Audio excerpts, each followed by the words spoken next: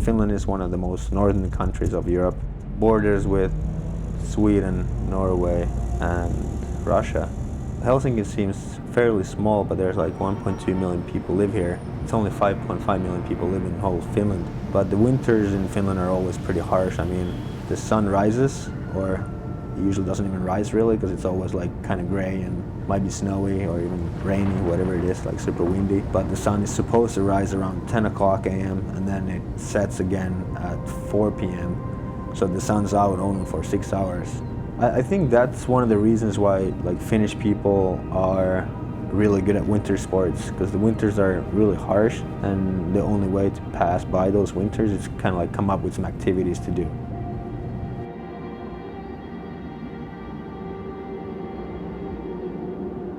What I always loved about snowboarding was like there was no rules, because I used to play ice hockey, I used to play soccer, and the coach would just like tell me like, Eero, you're gonna be a defenseman, you know, or you're gonna be a goalkeeper. And I always hate to be put in the box, you know, like someone's gonna be like, okay, this is your position, you're gonna be playing this position. And there was so much freedom and creativity in snowboarding, and no one was there telling you how you're supposed to ride. If I never discovered snowboarding, I don't think I would be a professional ice hockey player or soccer player, you know? I think this was just this hidden talent that I had, and I found it sort of by accident. And I fell in love in the first day. I just wrote down once, I was like, this is my thing, you know, this is what I want to be doing, like 24/7 pretty much. Every day I get a chance to do it.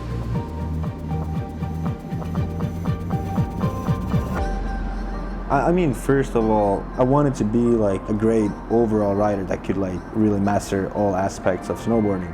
I felt like always like the guys that I respected the most were the guys that could actually ride everything, and I wanted to be like that as well. And I was putting a lot of work into like thinking about next moves and next tricks and next styles and what could I do to not be better maybe, but to be separate from the mass, that people could actually recognize me and be like, okay, that was Eero's trick, or that was Eero's style to do something. I think for me it was always really important I was able to like visualize stuff. If I could see myself doing something in my head, I most likely would be able to do it, you know?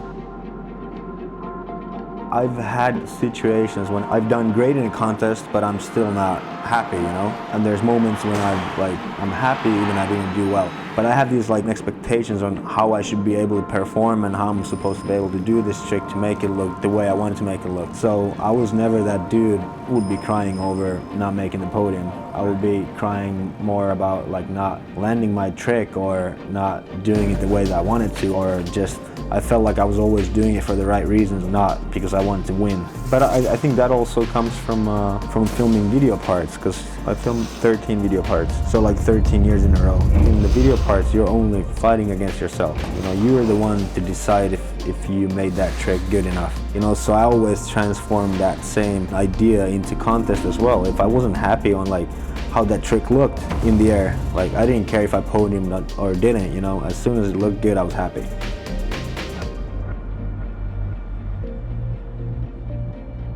If you only snowboard and don't do anything else in your free time, and when snowboarding is over, like you don't know what you're good at. And I'm trying to figure out right now, it's like, what other passions do I have? Because I don't think I'm ever gonna find anything else that will have that same passion. So I want to be able to do something that I enjoy on my own terms, you know, because my whole life's been just about going somewhere and having fun. And I know for a fact that I'm gonna be snowboarding forever, you know?